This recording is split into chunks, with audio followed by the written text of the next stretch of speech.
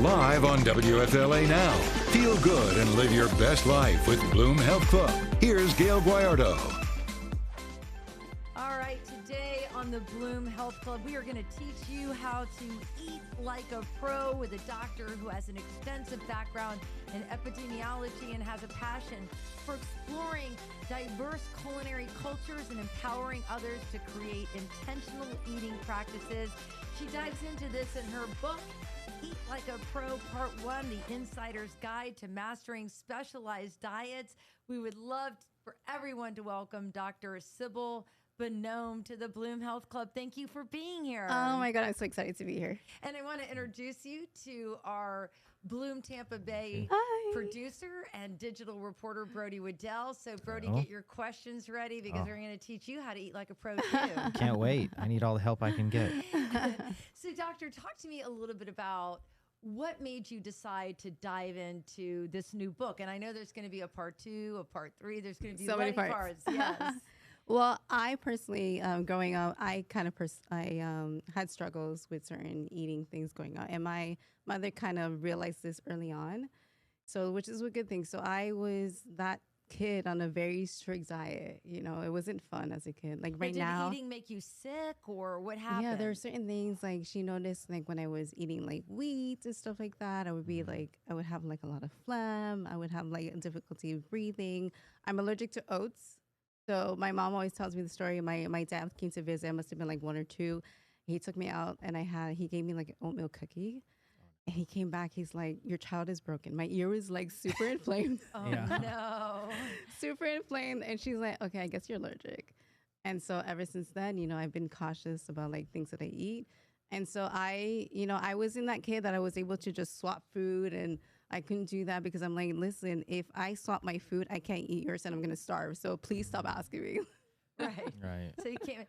So Brody, do you have problems like that where if you eat certain foods, or can you just eat anything? You're I'm one of the lucky ones. Very lucky. I don't have like any food allergies or anything like lucky. that. All the dairy, all the gluten, everything, I'm fine. Listen, but if you like read this, you'll feel even better. Yeah. I promise. I think you're right. I think that's the main thing is that a lot of people think that they can eat everything, but they don't realize that maybe it's the foods that they're eating that make them sluggish. Because when you think of allergies, you think of your whole body breaking out in hives. But a lot of us have food intolerances. Right. Foods that, sure, we can eat. We're not going to get a swollen ear, but we're going to feel lethargic, or maybe we have stomach issues. Right. Bloating is a thing. Is a thing. And then other health conditions. Brody, you hear me complaining about this all the Your time. health conditions? Yeah, well, my one health condition is hypothyroidism, which I developed much later in life. You know, I was taking care of 2 aging parents. I was running myself down, and then, you know, your body starts to break down. Absolutely. And so, and foods, I didn't realize foods, doctors just wrote me a prescription drug, and finally, and it wasn't working. Finally, I went to a specialist. It's like, look, you got to change everything that you're eating. So it makes a difference. It does make a difference. Like it's night and day, right? Like gives you, and that's the thing. You have to be conscious of what you're putting into your body. Is it giving me energy? Am I gaining weight? Am I losing weight? And if so, why? You know, like what is it about what you're eating that's making you feel a certain way? And then intentional eating. I'm one to inhale my food. What about you, Brody? Yeah, I definitely eat pretty quick. I do too. And that's my brother. Yeah. He's like, I'm just very tall, and I'm like, you know what? Maybe slow down a little bit. Yeah. So when you say intentional eating, what exactly do you mean by that? It's like, what are you consuming? Like when you have a plate of food in front of you, what are the nutritional values that you get out of everything, right? Are you just eating just to eat and be full, or are you eating to be healthy and to be energetic, right? Because everything counts. Like a lot of times you'll see kids are sleepy at school. Maybe they have maybe don't have a very energetic meal. They don't have it. Maybe it's not balanced at home. So why are they sleeping? Why are they so lethargic? Why don't they have the energy that they need at that age? So that's important. Right. Well, it's unfortunate that some of those easy foods to get are so cheap and available, but they make you feel like crap. But the thing is, that's what people don't understand. Like, you can make very healthy recipes on a budget. Yeah.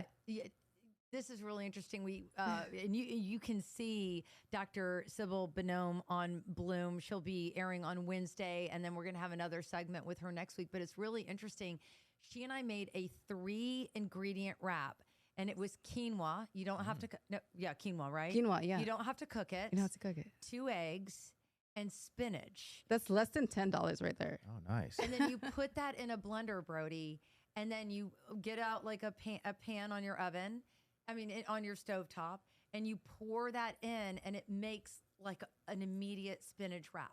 Oh, that's awesome. Isn't that incredible? Yeah. And then you can put anything inside of it, like a good salad, a chicken salad, whatever you want. You can make it.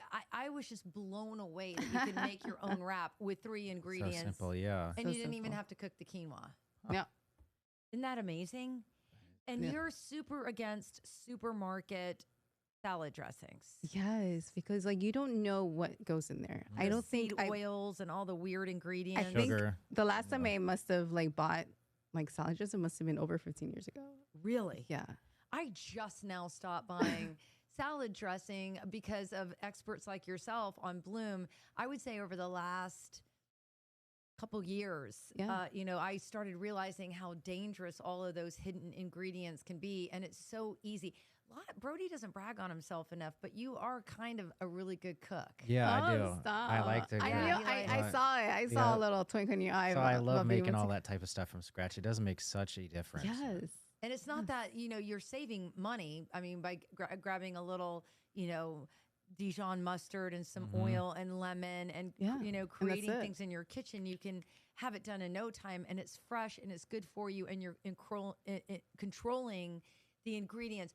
Where do you think that we go wrong, Cybil, when it comes to our food journey? Do you talk about that in your book?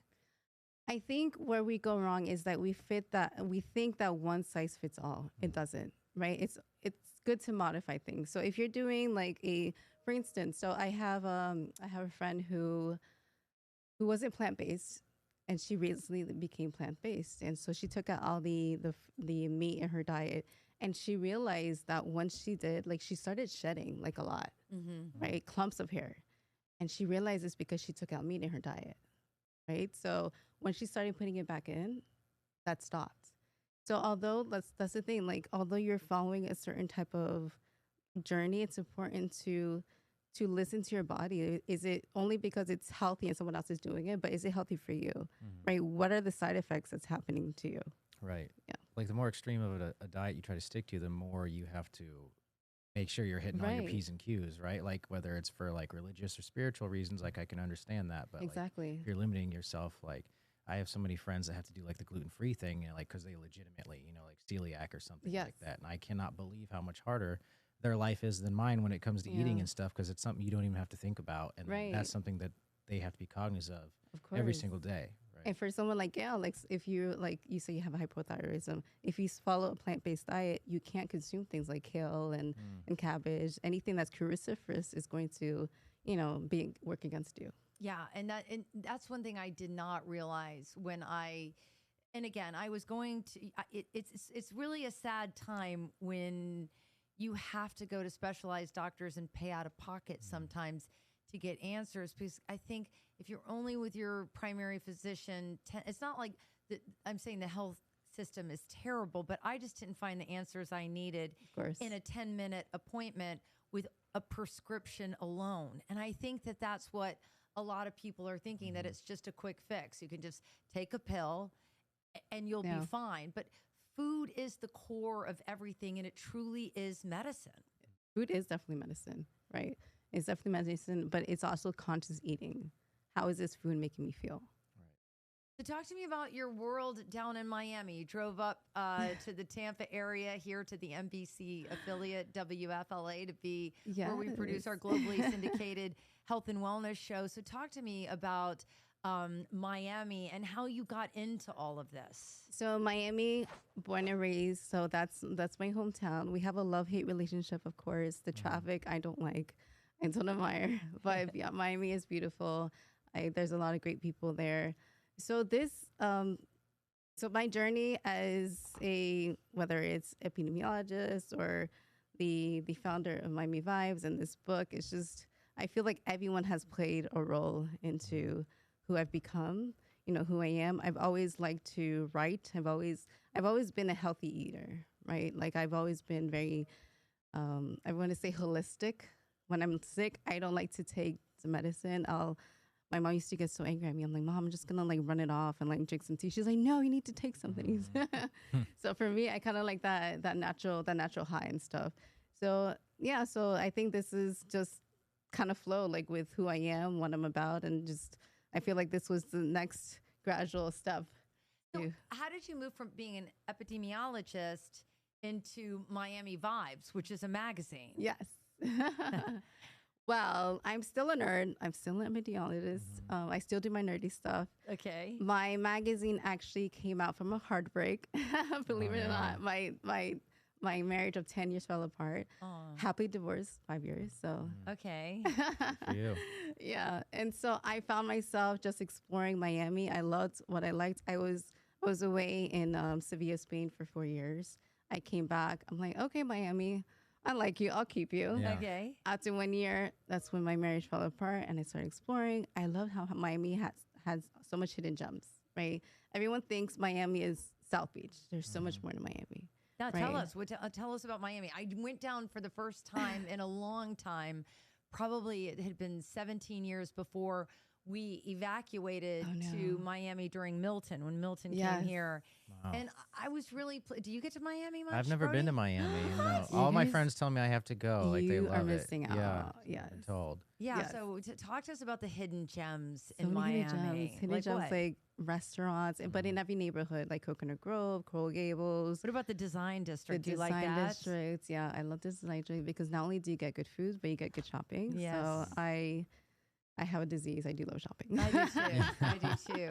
There's a Goyard down there. Yeah, so sometimes I had to like leave my wallet at home. Yeah. Yeah. That's But now a it's good bad one. because now I have my credit cards on my phone, so that doesn't work. Yeah. Now, did you find when you went through this like tough phase of divorce, did it impact your health and your physical and mental well-being, or did you guys have a amicable breakup? Yeah, I mean, we were still very amicable. Like he's a great person. It was 10 years of amazing relationship. You know, I still speak highly of him. We both love to cook. We were both very healthy. I want to say I was still eating healthy through the process, but I became addicted to not wanting to spend any time thinking. So Yes. I had like 1 hour to shower, and after that, it was just back to back to back. Only because I just didn't know how to channel all these emotions. So creating the magazine was a big outlet for me. You know, it was my church. It was my therapy. I met so many great, amazing people in the process. And people would just reach out and tell me about their stories. And that helped me kind of tell my story too and be like, listen, yeah, we all go through stuff, and how do we overcome them? Yeah.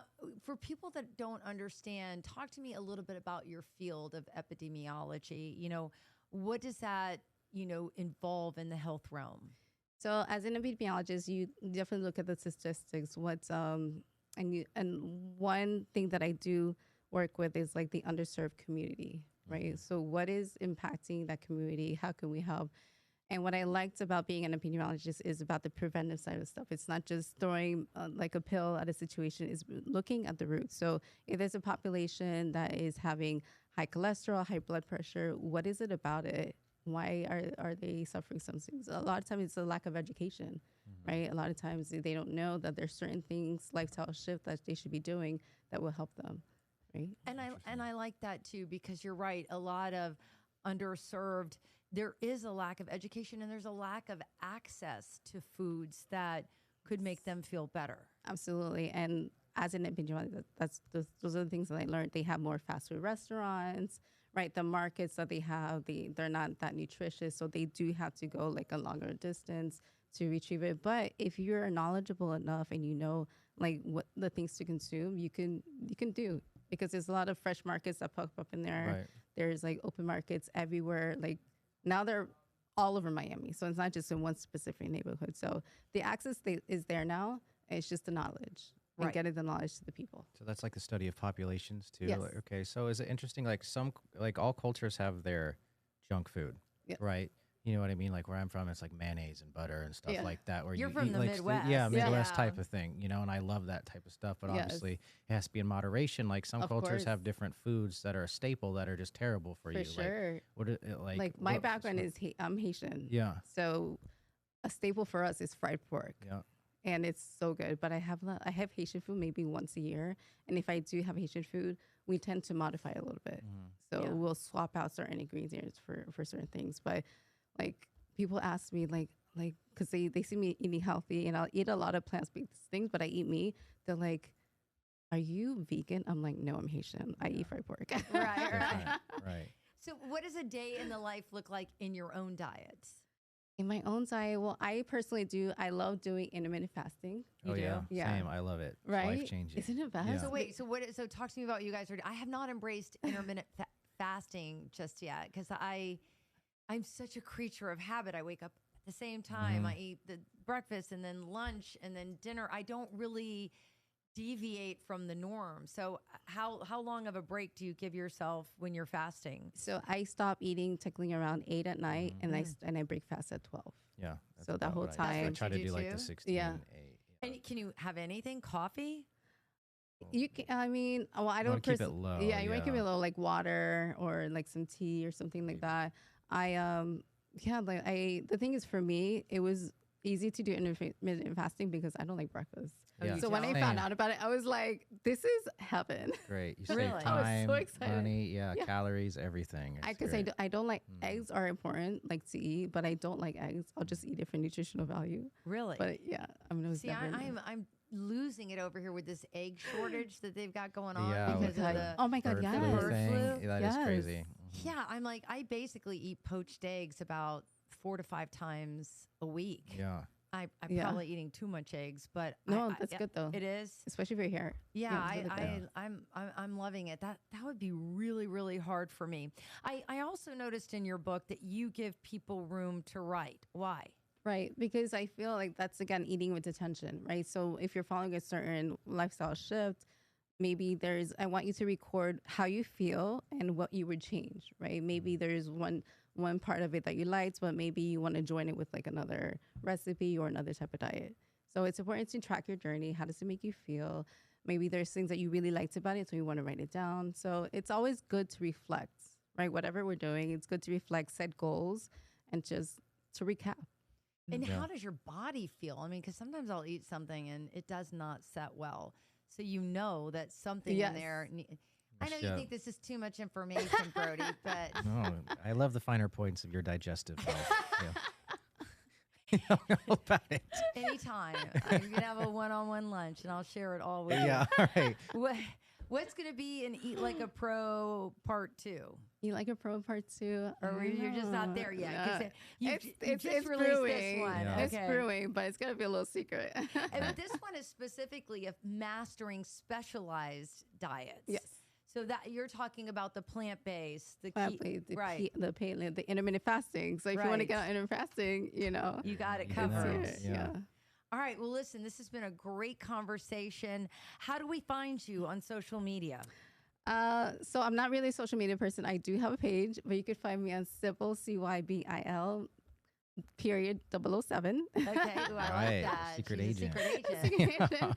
And you can follow me on, you can follow us actually on the magazine, Miami Vibes Mag. Okay, great. Yeah. Well, listen, I hope you make it up to Tampa soon. We loved having you. Yes. It's been such I a joy. love this little town. So last time I was here was maybe like 9 years ago at a medical conference. Oh so wow. yeah, Way different then. it's Yeah, been Yeah. it's been a difference. Have you been to to Waterside or Water Yes. Street? I'm sorry. A little bit. So I've been All right. exploring a little bit. So I'm here for another day. So There you go. Okay, Yeah. we've got a list of recommendations, especially Brody. This That's is right. a guy in the know. That's my favorite oh thing. my goodness. Yeah, he Yeah. gets out of way more than I do. Yep. Could be the 30-year age span. All right. Anyways, eat like not quite that much. All right, but anyways, thank you Funny. so much for joining us. Thank you guys so much for having me. Thank you. So Until much. next time, everybody. Absolutely.